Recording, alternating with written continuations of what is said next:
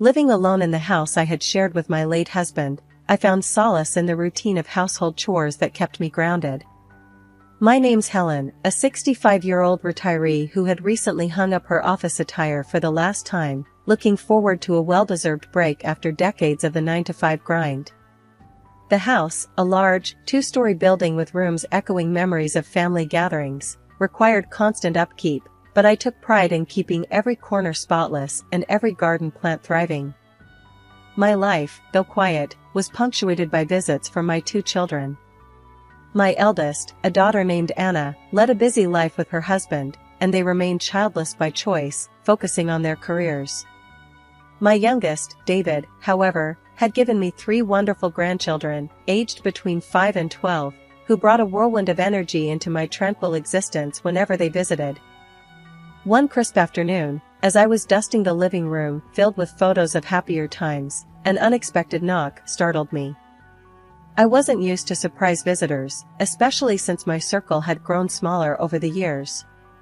Opening the door, I was met with the sight of David, his wife Carol, and their kids, their faces a mix of excitement and exhaustion. "David, what a surprise! Why didn't you give me a heads up?" I asked, my voice tinged with a mix of joy and dismay.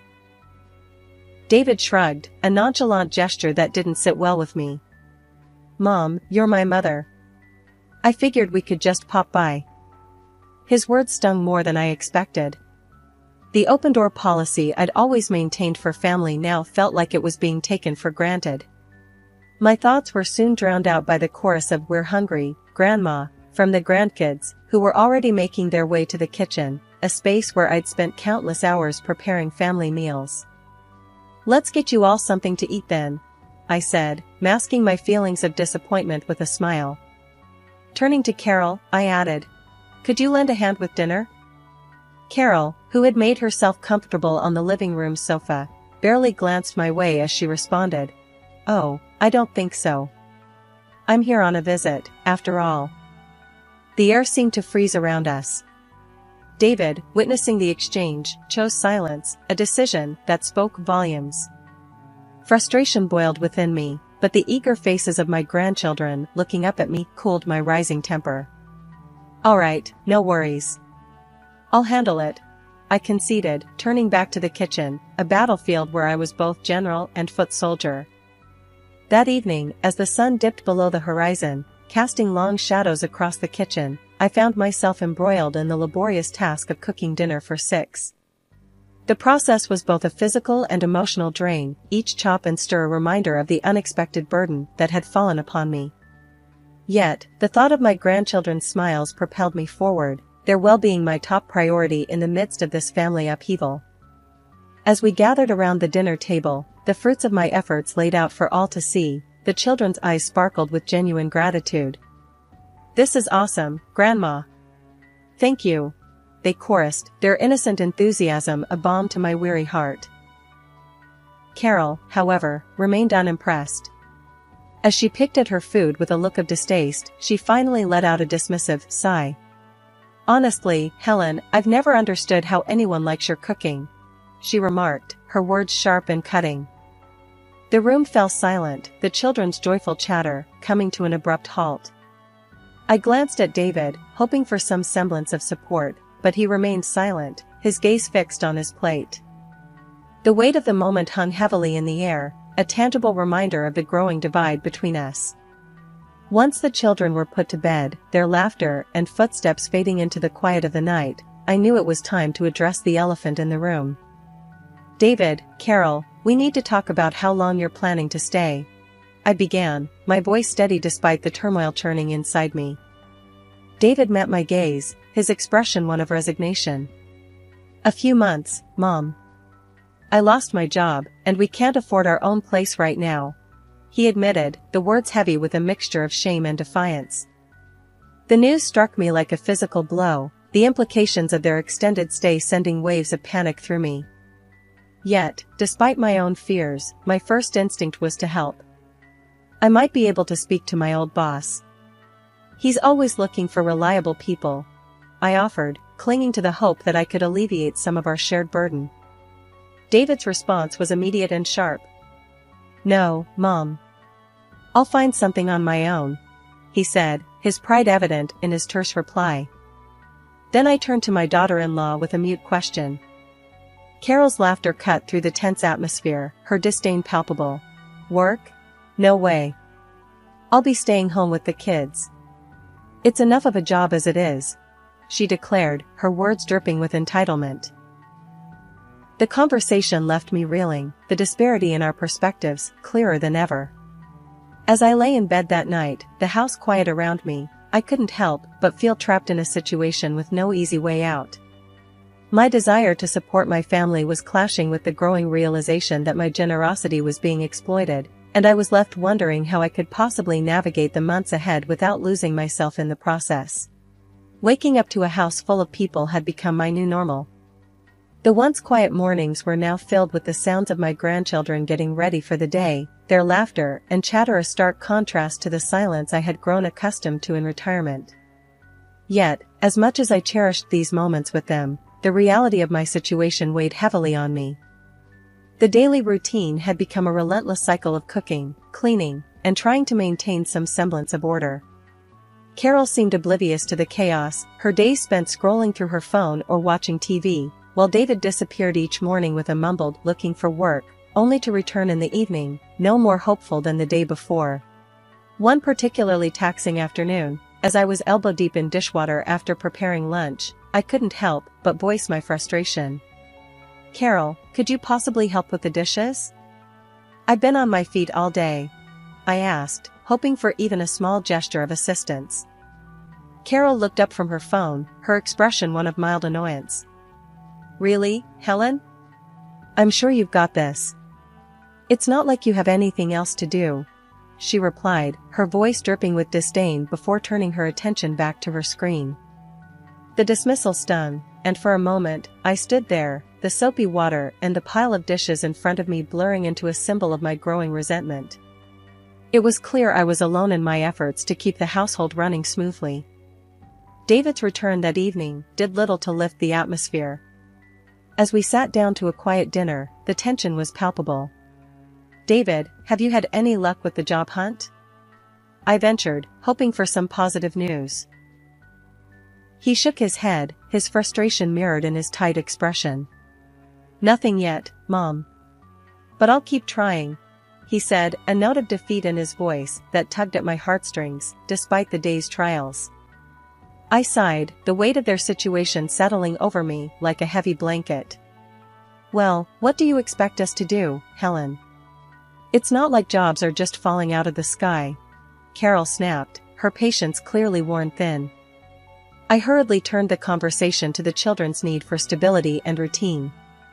"I understand it's tough, but we need to think about what's best for the kids. They need structure, especially with school starting soon," I replied, my concern for my grandchildren's well-being at the forefront of my mind. But it didn't seem to bother David and Carol much. It was well past midnight, and sleep eluded me once again. My thoughts were a whirlwind, spinning around the endless cycle of chores and the mounting tension between Carol and me. Deciding a glass of water might calm my restless mind, I quietly made my way down the hallway towards the kitchen. As I passed the living room, a faint murmur of voices stopped me in my tracks. David and Carol were up, their low conversation punctuating the stillness of the night. Curiosity piqued, I paused, straining to listen without making my presence known. "I'm telling you, Carol, we need to figure out a way to stay here permanently. Mom's got this big house all to herself, it's wasted on her." David's voice was a conspiratorial whisper, a tone I hardly recognized in my son. Carol's laugh, cold and calculating, sent shivers down my spine. "Oh, please, like she needs all the space. We're doing her a favor by staying. Plus, think of all the money we'll save." My heart pounded in my chest, their words slicing through me like a knife. The audacity of their plan, the blatant disregard for my feelings and my home, was staggering. "And the savings, Carol. Mom must have a decent stash tucked away. It's not like she's using it. We could really use that cash," David continued, his voice greedy, a stranger to the son I thought I knew. I couldn't believe what I was hearing.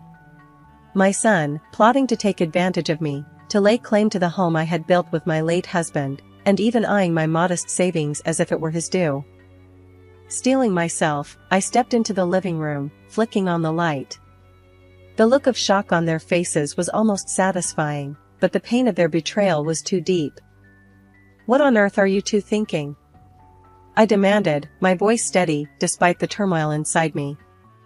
David and Carol scrambled to their feet, the guilt evident in their expressions. "Mom, it's not what it sounds like. We were just—" David began, but I cut him off.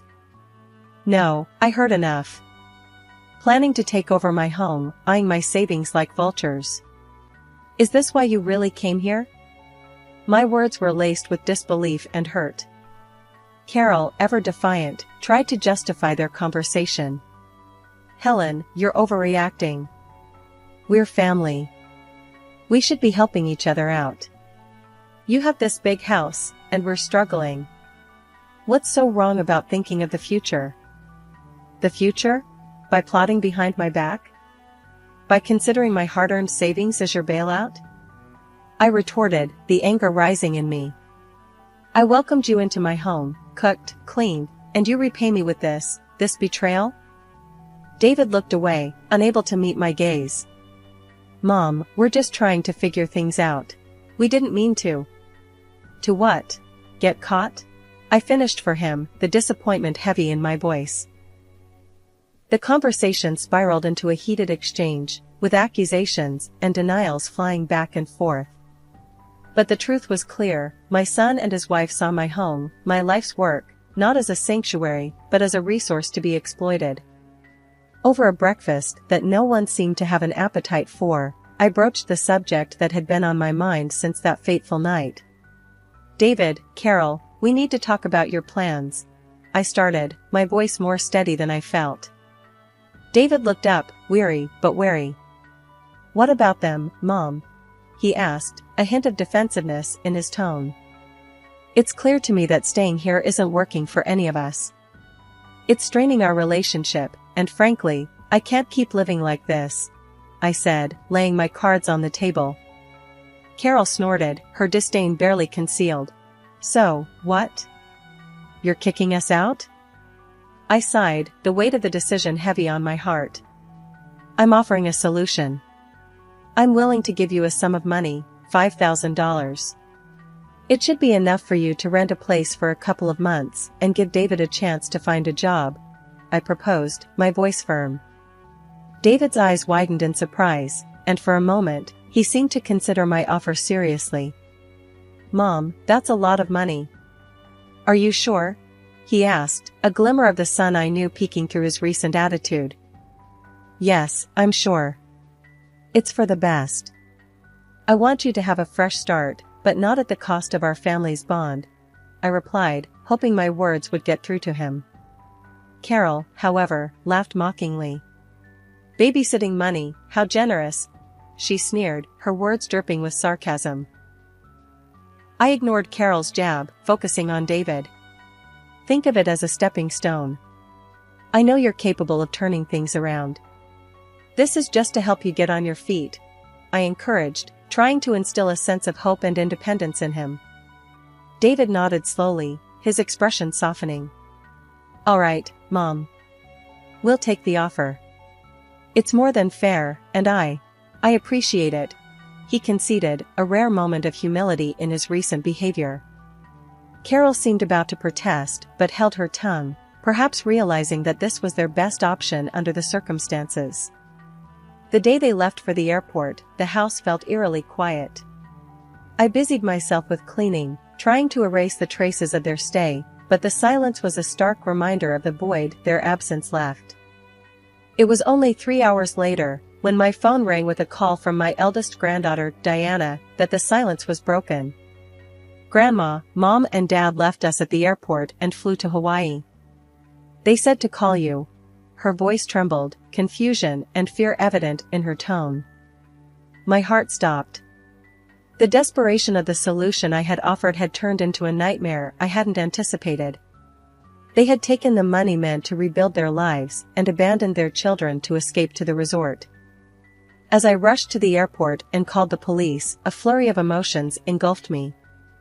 Anger, disbelief, but above all, a fierce determination to protect my grandchildren from any further harm caused by their parents' selfish actions.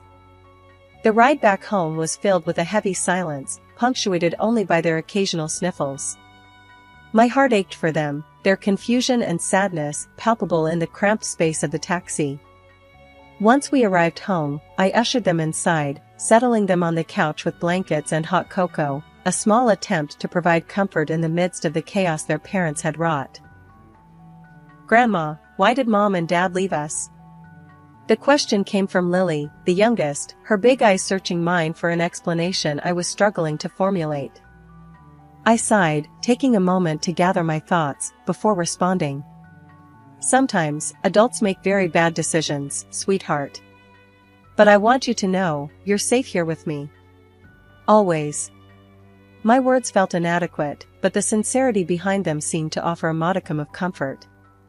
Jack, more perceptive of the trio, looked at me with a maturity beyond his years.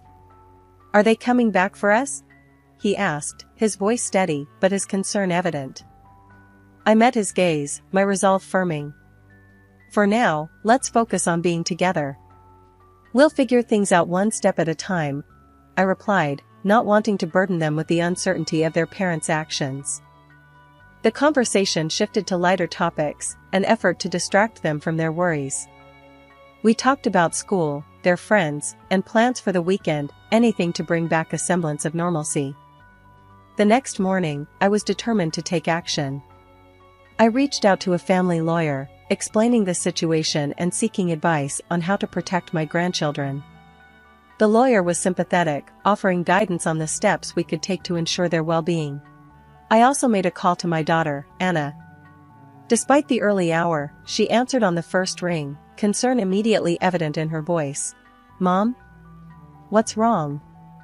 "Anna, it's about David and Carol, and the kids," I began, the story pouring out of me, the disbelief, the anger, and the fear for what lay ahead. Anna listened in stunned silence, her occasional gasps a testament to the shock she shared. "This is unbelievable. How could they do something like this?" Anna's voice was tight with anger. "Don't worry, Mom. I'll be there as soon as I can. We'll figure this out together." Her words were a balm to my frayed nerves, the promise of support a beacon of hope in the turmoil. "Thank you, darling. I don't know how we got here," I admitted, the weariness seeping into my bones. "We'll get through this, Mom. We're a family, and we stick together," Anna assured me, her determination echoing my own. The days that followed were a blur of phone calls, meetings with lawyers, and long conversations with Anna about the future. The children, despite the upheaval, began to settle into a routine, their resilience in the face of adversity a constant source of amazement and pride. The calm that had settled over the house with the children finding their routine was abruptly shattered 2 weeks later. The doorbell rang one sunny afternoon, an innocuous sound that now filled me with a sense of dread. I hesitated before opening the door, the memories of the last unexpected visit still fresh in my mind. There stood David and Carol, tanned and looking remarkably relaxed. "Mom, we're back," David exclaimed, stepping inside as if nothing had happened, Carol trailing behind him with a smug smile on her face. I stood there, stunned, unable to fully process their return or the casual manner in which they announced it. "Back? After what you've done?" My voice was a mix of disbelief and anger. David shrugged, a gesture that infuriated me even more. "Yeah, we needed a break. But we're here now. Where are the kids?" The audacity of his question, the expectation that everything would just go back to normal, pushed me to the edge. "You left your children at the airport, David. You abandoned them to go on a vacation." I couldn't keep the accusation out of my voice, nor did I want to. Carol rolled her eyes, dismissing my outrage. "Oh, please, Helen. They were fine. We knew you'd pick them up. What's the big deal?" "The big deal?" I echoed, my voice rising. "You neglected your responsibilities as parents. You left them scared and alone. That's the big deal. David seemed to sense the seriousness of the situation for the first time, his casual demeanor slipping. Mom, we thought. You thought wrong. I cut him off, my decision clear in my mind. I can't let you just walk back into their lives as if nothing happened. Before they could respond, I made my way to the phone in the living room, dialing the number with a trembling hand. The police had been involved once, they would need to be involved again. What are you doing? Carol asked, her tone shifting from dismissive to alarmed. I'm calling the police, I stated plainly, my finger pressing the call button. You need to understand the seriousness of your actions.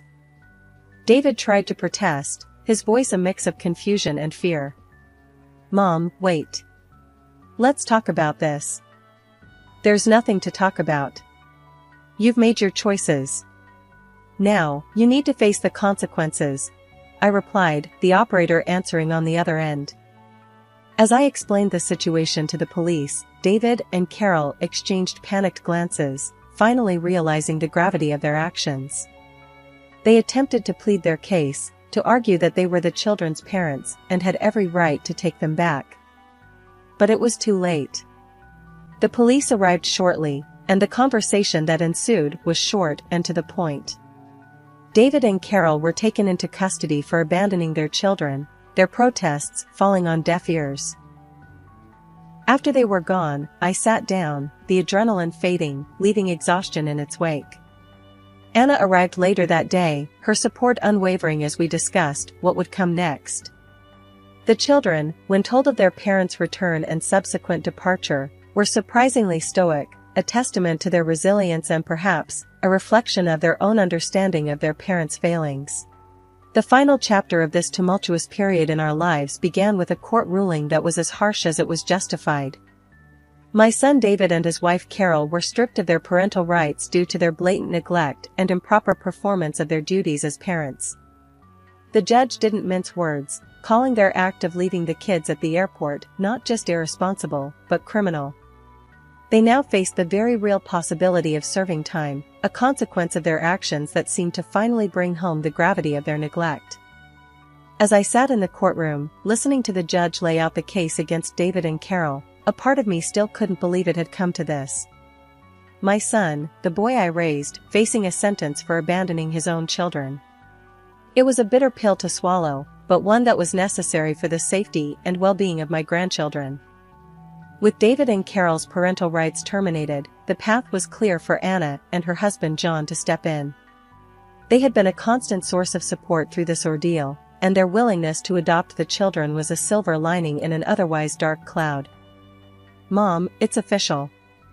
We're starting the adoption process, Anna told me one evening, her voice a mixture of excitement and nervousness. I hope we're doing the right thing. You are, I assured her, my heart full of gratitude for her and John's generosity. You're giving those kids a chance at a stable, loving home. That's more than David and Carol ever did. Anna nodded, her determination clear. We're going to make sure they never feel abandoned again. They're going to be part of our family, officially. The children, for their part, were slowly adjusting to the idea. The promise of a permanent home with Anna and John brought smiles to their faces, smiles that had been too rare in recent months. Does this mean Aunt Anna and Uncle John are going to be our new mom and dad? Lily asked one day, her innocence shining through the complexity of our situation. Yes, darling, I replied, hugging her close. And I'll still be your grandma, always here for you. The day the adoption was finalized felt like a new beginning. We celebrated as a family, a unit strengthened by the trials we'd faced and overcome together. The joy in the children's eyes as they hugged Anna and John, now their official parents, was a balm to my soul. Sitting in my quiet living room later that night, I reflected on the journey we'd all undertaken. It had been fraught with heartache and challenges, but it had also brought us closer together. The children were safe and loved, their futures bright with possibility. And while the pain of David and Carol's betrayal lingered, the knowledge that justice had been served and that the kids were in good hands allowed me to look forward with hope.